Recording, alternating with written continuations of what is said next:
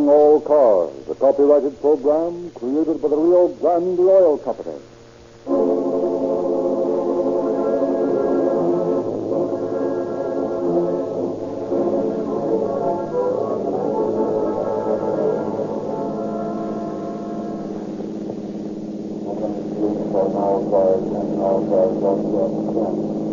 Robbery, 1500 block west, 29th Street.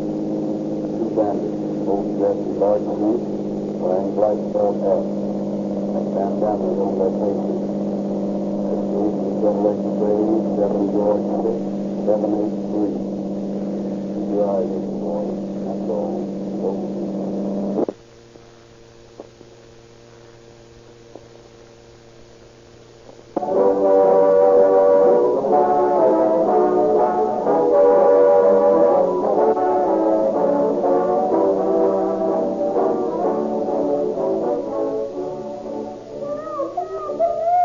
An emergency call reaches the police station. The police radio flashes the warning to all cars. The robbery is 1000 John Avenue. Woman shooting. Get there quick before the robbers get away. Here's where seconds count. This is the real reason why Rio Grande cracked gasoline powers more police and emergency cars than any other brand, everywhere it is sold. Every second is precious in answering emergency calls, and the leading cities and counties of the West have satisfied themselves by practical tests that the fastest, most powerful gasoline they can buy is Rio Grande cracked. The purpose of tonight's program is not only to entertain you, but also to induce you to use the same gasoline that is specified for the fastest, most powerful cars on the highway. If Rio Grande cracked gives better performance in these cars, obviously it will improve the performance of your car. You travel the same highways. You, too, need emergency performance from your gasoline many times every day. We not only promise you greater speed and power with Rio Grande cracked gasoline, but that this gasoline will carry you more miles for less money. Official city records prove this to be true. And if you'll drive into your nearest Rio Grande station, we'll prove to you that it costs no more to enjoy police car performance.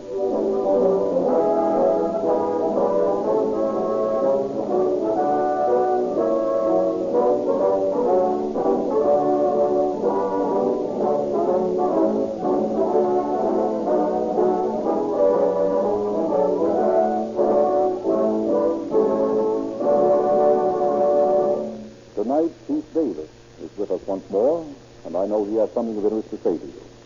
Chief James E. Davis of the Los Angeles Police Department. Good evening, friends. One purpose of this series of broadcasts is to familiarize the public with the operation of their police department and to enlist their cooperation. You private citizens can be of great help to your police officers. Tonight's case gives a typical example. When you see suspicious characters or suspicious actions, please make mental note so that in case a crime is committed, you can give the police some practical help. Because an alert young man memorized the license number of a suspicious-looking automobile, the case you're about to hear was broken in a hurry. Eventually, our detectives would have caught up with the criminals, for the lawbreakers who get away with it are very rare indeed. But you people who are at the scene of the crime can save a lot of time and a lot of the taxpayers' money if you will keep your eyes and ears open. Memorize the faces of suspected criminals. Remember scraps of conversation. Make notes of automobile license numbers. If you are held up, remember that you will soon be talking to the police, who will ask you for detailed descriptions of the robbers. The more information you can give us, the quicker we can recover the stolen property. We of the police department welcome your help and thank you for your suggestions. You will now hear how an alert amateur detective helped us solve a famous diamond robbery.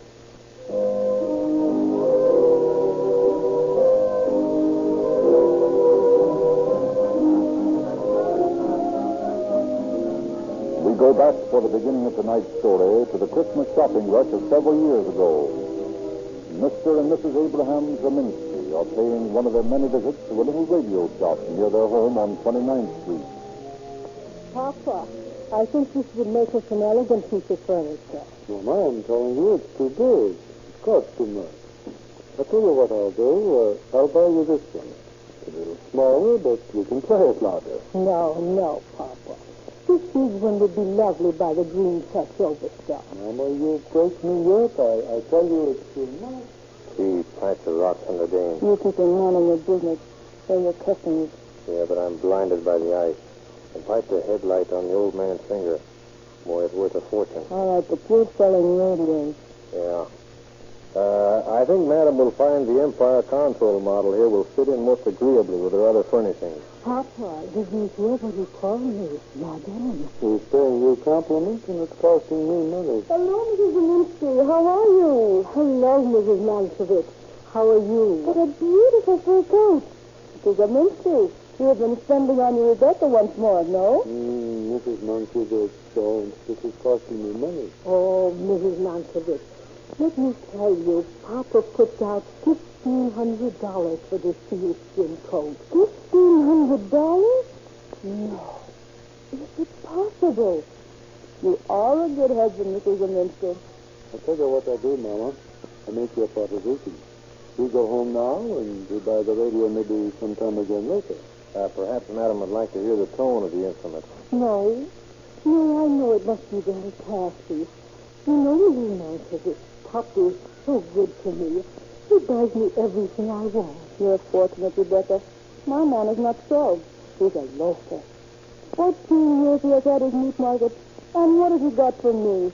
Nothing but 7 kids and a mortgage. I should better be married to your husband. No, Mrs. Mankiewicz.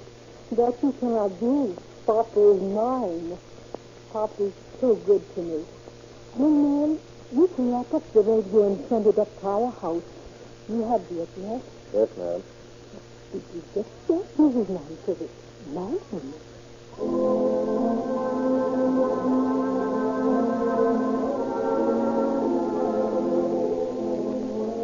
On the next day, Roy beholds the clerk in the radio store installs the new radio for Mr. and Mrs. Zelinsky. Just one more wire to fasten, and you'll be all set, Madam. How nice. It all looks nice to me. Papa, how you talk. You don't appreciate artistic things. Too long you've worked without getting culture. Now we can enjoy things. There you are, Madam. The tubes are warming up now. Oh, Papa, listen. Music. I hear it. Oh, in Poland it was not so. When we were young. No, but you could hear there the designers play for nothing. There you are, Madam. This dial on the right controls the volume. What's that? I make it louder or softer. Now, this dial here brings in your station.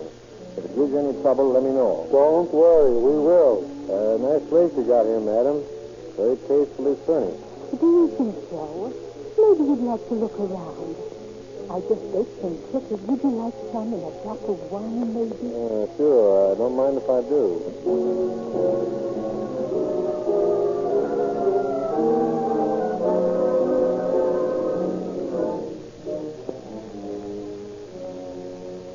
Walter, you never saw such a rocks in your life. Biggest spotlight. Yeah? Yeah, on the level. Must be 10 grand in ice in the place. Tough to knock over? Nah, it's a pipe. I've been back there 4 times to service the radio. I dimmed it when I put it in so it wouldn't work any too hot.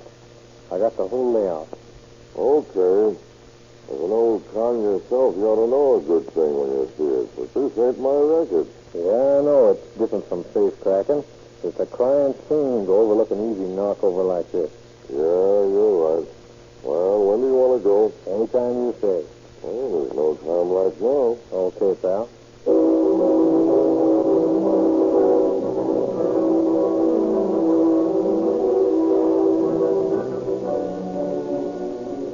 Early in the evening of January 23rd, 1929, a Chevrolet coupe cruises back and forth on West 29th Street.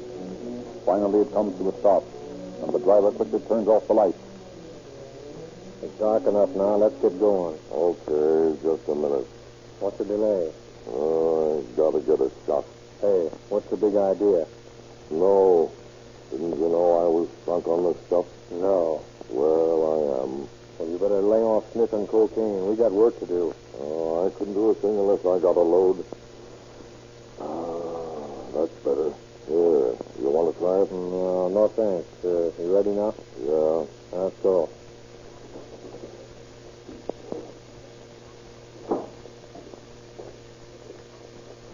Don't forget now, I'm Gabe, and you're John. Okay. Here's the house. Any dogs? No. Good. All right, let's get these bandanas on. You got yours? Yep.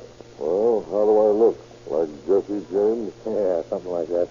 And here's old Black Bart right behind you. Got your get out? Sure. Let's get going then. Wait a minute.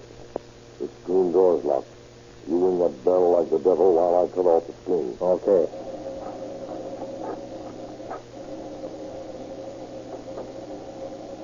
There we are.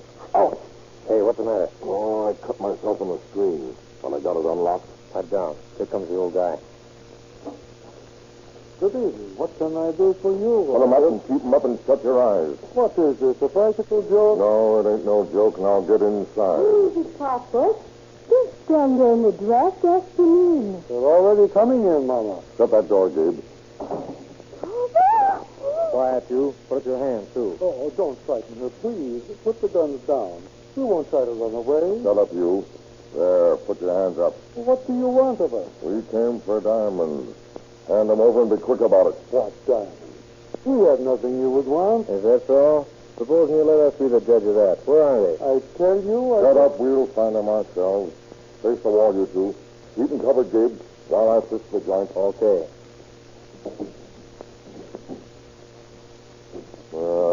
Nothing here. Please, mister. That's my wedding limit in silence. Don't carry it. Oh, shut up. How you doing, John? I guess we'll have to torture it out of them. We can't stay here all night. Wait a minute. Here's a jewel box. Nothing but a piece of string of pearls. Are these real? They are. Okay, well, let's see what's in here. So this is the $1,500 sealskin coat. Why? How did you know how much it cost? You'd be surprised, lady. But don't worry. You can keep it. We ain't got no use for it. Thank you. Now won't you take the string of pearls and go? Sure. As soon as you tell us where the diamonds are. But I can't. We haven't any diamonds. There must be some mistake. Oh, come on and quit wasting our time. We didn't do any guessing when we muscled in here. We know exactly what you got. We've come to get it all. But I tell you that... Where's that big rock you usually flash? I don't know what you're talking about. You don't, eh? Well, you'll soon find out. Gabe, take a sheet off that bed in there and tear it up. We'll see how a little torture works. Now, you two, move back into the bedroom. Come on, get going. Now, sit down on the bed. Come on. You don't want your head blown off, do you? Hey, you. There, come on, sit up. What's the matter with you? I had a pain. Well, don't throw any fits.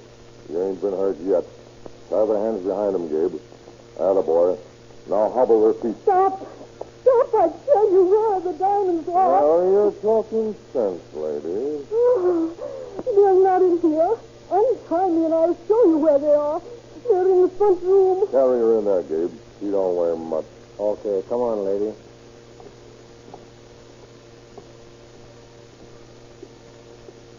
Here. They're in the buffet. I'll get them.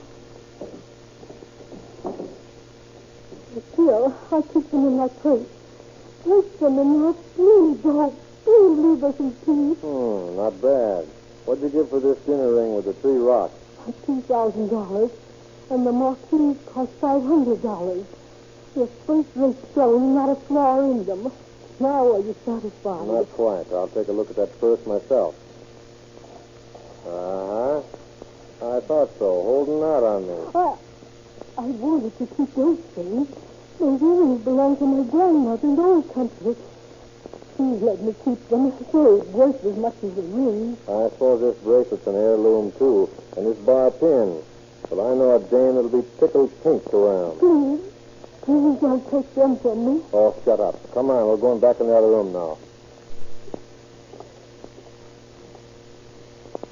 Not bad, John. Pretty fair haul. I'll just step into the kitchen and make sure she didn't overlook nothing. Well, make it snappy. I'm going to give this bird just 2 minutes to tell me where that big rock of his is. And if he doesn't come through, I'm going to cut it out of him. Can't you see my husband here? This will kill him. Well, if it does, it's his own fault. I came after that ring, and I'm going to get it. What are you going to do with that knife? Now, just you wait and see. Now, my friend, where's that ring? I haven't any ring. Well, I know better. I'm telling you the truth. See this knife? Give me your teeth. Come on, don't pull away, or I'll pull out your one. Now I'm going to cut a chunk at a time out of your feet until you get ready to talk. How's that strike you? Please, mister. Please, don't. Papa, please. Papa, tell them where it is. Ah, that was just a scratch. Now, here's the second cut. Stop. I'll tell you. I thought so. All right, then. Where is it? Under the bed. I threw it under there when I sat down. I thought you were faking when you said you were sick. Well, we'll find out whether you're telling the truth soon enough. Yeah, here it is, Gabe. Yeah? I got the big rock, all right. It's worth $3,000 if it's worth a penny. You find anything else? No. Well, how about it, folks? Got anything else? Studs, stick pins, anything? No. Honest, you've got it all. He did have a diamond stick pin, but somebody stole it from him on the Jefferson Avenue streetcar. Okay, we got enough now. We'll leave you people tied up. We'll phone the cops after we've left and tell them you've been stuck up. Then they'll come in and tie you. So long.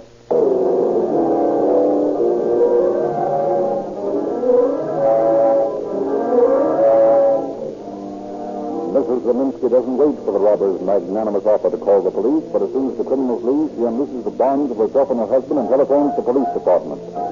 KGPL, the police radio station, broadcasts the call to the car in the neighborhood of 29th Street, and 2 minutes later, Officers Birch and Astor of University Division arrive at the Zeminski home. The frightened couple tell their story to the police. And then one of the men were torturing Papa. Yeah, we went into the kitchen. What for? I don't know. Better take a look out there, Bert. Okay. Now, would you recognize this man if you saw him again?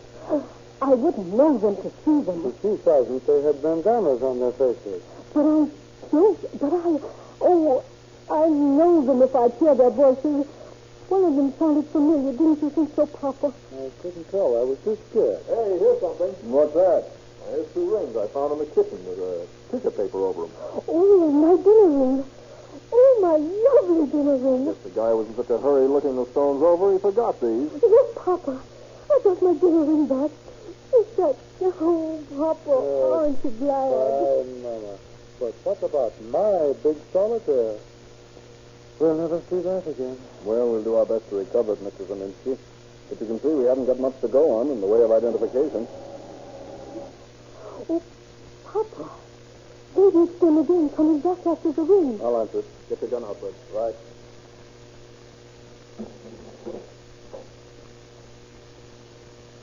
What do you want? Is this the Zeminski home? Oh, hello, Pat. What is it? Oh, did you get held up or something? Yes, Pat, but I'll tell you about it some other time, though. I'm busy now with these officers. I'll tell you about it tomorrow. Well, all right, only I wanted to tell you I happened to see a couple of fellas driving up and down the block about a half an hour ago. What kind of a car? Chevrolet, I think. A coupe. How come you paid any attention to it? Well, they drove by a couple of times, and they sort of looked suspicious, so I thought I'd keep my eye on them. You know, I'm taking a correspondence school course on how to be a detective. You are, eh? Well, maybe you can help us with that. Go on. Well, when I went home for supper, I kept thinking about that car, and it sort of worried me, so I went out again, and sure enough, that car was parked a little ways down the street from Mr. Zeminski's house. Yeah? So what did you do? Well, I stood behind a tree across the street from the house, and I saw the 2 men get out of the car and walk up on Mr. Zeminski's porch. And so before I went back home to finish supper, I sneaked up behind the car, and I took the license number. What? You got the license number of the car? Sure. Yeah, you know, we've got to do things like that now. Detective lessons, get information and so on, you know, without being... Yeah, I know, but what's the license number? I don't know. Here it is. I've got it written down here. It's the 1929 license, 7G6783. 7 George 6783. Get on the phone, Bert, and give the captain that number. He'll place it in a jiffy. Okay. And kid, seconds of a cop-out. That's mighty fine police work, getting that number.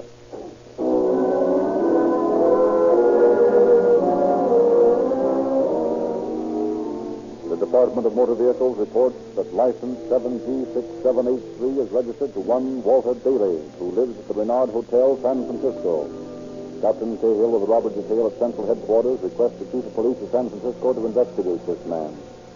The next morning, Captain Cahill receives a reply. Good. Kimberly. Sorry. All right. Yeah? Come into the office a minute, will you? Right away, Bill. Well, I got a hot tip on that diamond job. Yeah? What is it? It's a wire from San Francisco. Those boys work fast up there. It says Walter Daly checked out Renard Hotel January 21st. Gave forwarding address Del Roy Hotel, Los Angeles. Reputation unknown. Yeah, you know the Del Roy, Bill. No, I can't place it. Sure, it's that dump on the other side of the track. Full of dips and snowbirds.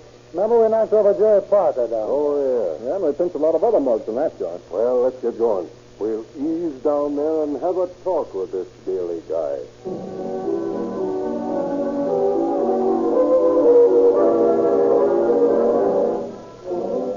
Leaving Pruitt and Sperry's lookouts in the police car, which they have parked half a block away, Cahill and Kimberly enter the hotel. Anything I can do for you, Stearns? We're looking for Daly. Is he registered here? I don't know. I'll have to telephone Doug. Have we got anybody here by the name of Daly? Yeah, he's in 642. Some men are in the lobby for you, Mr. Daly. Hey, disconnect that thing. You! Yeah, pretty well trained, ain't you? Tipping off a guest. Well, if that's the sort of a joint this is, you're escorting us up to Daly's room personally, mister. Come on, I don't know what you're talking about. Well, you'll find out quick enough. 6-4. Dog look. What's the big idea of all this strung on them? All right, we don't have to draw pictures, Billy. You're wise to who we are. And if I remember right, I'm wise to who you are. Seems like I've seen you in several show-offs. Oh, yeah? How's about it, Bill? Don't you look familiar? Yeah, he does with that. They are gentlemen, too slow. Now, where's 642? Right down the hall. Yeah, and the boys are walking out the back way already. Hey, you guys. We're police officers. Stand up and get back in that room. Go on. Make it terrific. You too. Ah, but I'm the manager of this hotel. I don't care who you are. You're going in there with the other two. All right, Kimberly. Take him down. Yeah. Find anything? No, Dad. Okay. You can put your hands down now. But the first man that makes a move is going to get killed. Now, which one of you is Daly? I'm Daly. All right. That's your suitcase? Yeah. See what he's got in there, Kimberly. No, nothing bad. Few clothes. Oh, here's a can or something. Let me see it. What have you been doing with this milk of magnesia, Daly? Been having stomach trouble? Yeah, a little. I've been bothered some lately. Well, that's fine, Daly. Thanks for your information. I happen to know that this stuff you admit is your milk of magnesia is morphine. You know how they'll book you for possession of narcotics? You flat-footed... Now, don't get tough, Daly. That won't do any good. You better just take it easy. Tell us, Daly, who was your partner on that last job? What job? The one you pulled last night. We didn't pull any job. We sort of think you did. You see, Daly, you can usually spot us guys who wear badges, but you never can tell when an amateur detective is staking out on you.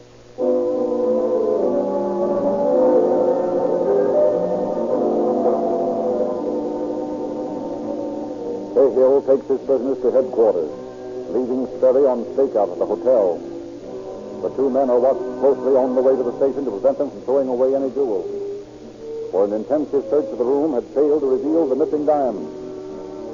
They are mugged and fingerprinted, and a comparison of records shows that Daly, under many illnesses, had led a life of crime for 30 years, while DeHogue, his partner, is on parole from Folsom, where he was sentenced to serve a term for bank robbery. Mr. and Mrs. Zeminski are summoned to Central in an effort further to identify the two criminals. If you'll just be seated here, Mrs. Zeminski. Oh, thank you. And you over here, Mr. Zeminski. Kimberly, Bring in number one.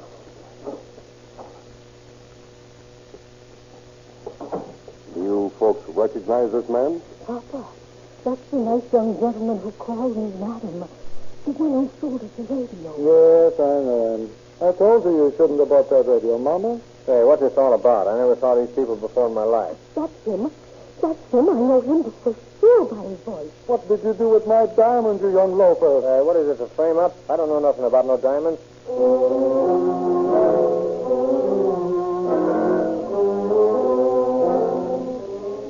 As soon as the Zeminskis hear Daly talk, they recognize him as the other robber. That evening, the questioning of Daly begins. Now, listen. Before you start asking any fool questions, I got a proposition to make to you. Yeah? Well, here it is. Behold, is a young fella. He's got a chance. Me, I'm old. I can't do more than one hitch anyway. I'll die up there. Now, if you file possession of narcotics on me and let Behold go back to stir for violation of parole, I'll tell you where the big diamond is. I can't get the rest of this stuff back to you. We can't make any bargains with you. We want to know what you did with the jewels. Okay, and I won't tell you. Yeah? I think about as much of you mugs as a man in my racket can think of a bull. And you've got a fair idea how much that is. Look here. I'm on the junk. I need a shot, and I need it bad. But I won't spill anything for nothing. That's okay with us, Daly. It doesn't make any difference if you spill anything or not. You bought yourself a one-way ticket to Folsom, and I found that can of milk of magnesia in your grip. Now, what we want to know is where are the diamonds? Hour after hour, the drilling continues. At midnight, no further progress has been made. Listen, you guys. I gotta have a shot in the arm. I'll tell you where it is. Only give me a shot. Nothing doing, Daly. You come clean right now. Okay. I'll tell you. I threw away the small stones on the way to the station. And the big one I gave to a pal of mine to keep for me. Now do I get a shot? You're lying, Daly. That isn't what you did with the stones. Listen, I tell you. I'll break if you send me up for narcotics. I'll only give the whole violation of parole. He's a good guy. I'd hate to see him spend his best days up there. Listen. I'll tell you if you'll give me a shot. Honest, I need it bad. Not a chance. I don't see what you're wasting our time for. We know you did the job. You're going to the big house for it. You can't make a deal with us. You can't get any dope. But you're going to tell us where that big diamond is if we sit here for 6 months. Okay. I'll tell you. I guess it won't do any good anyhow. Well, while I was driving down here to the station, I swallowed the darn thing.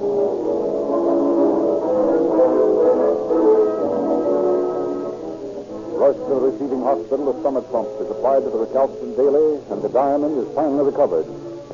The next day, Mr. Zeminski calls at Captain Cahill's office for his diamond. You sent for me, Captain? Yes, Mr. Zeminski. Come in. Thank you. Well, yes, sir. Well, here it is. What? My diamond? Oh, Captain Cahill, how can I thank you? Oh, my beautiful diamond. Oh, that's all right, Mr. Zeminski. It's all in the day's work, you know. Oh, you couldn't appreciate, Captain, how much this means to me. For this diamond represents my wife, Captain. For years, I saved all the money I could. Even went without food sometimes, until I could own this stone. But, Captain, where's the second? Sorry, Mr. Zeminski. We were unable to reclaim it. No. I can get another second somehow, but never could I get another diamond.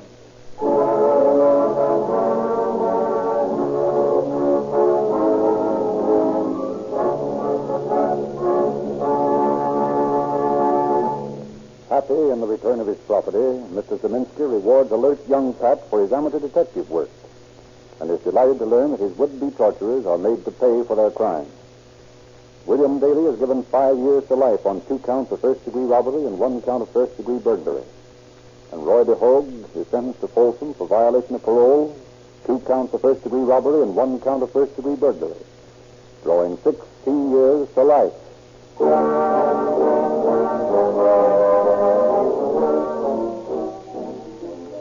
In behalf of the cast of Calling All Cars, I make a special request of all our listeners tonight.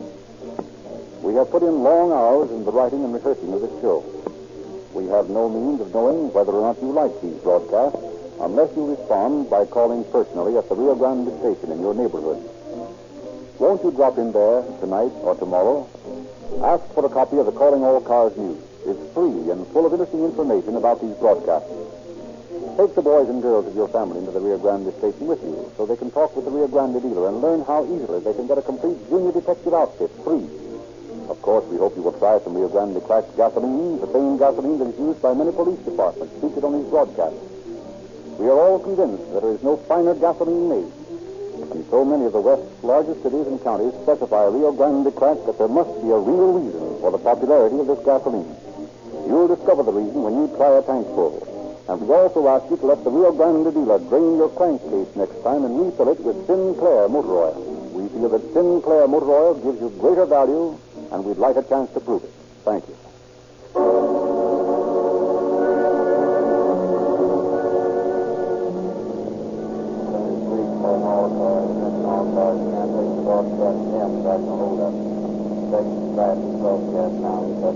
That's all.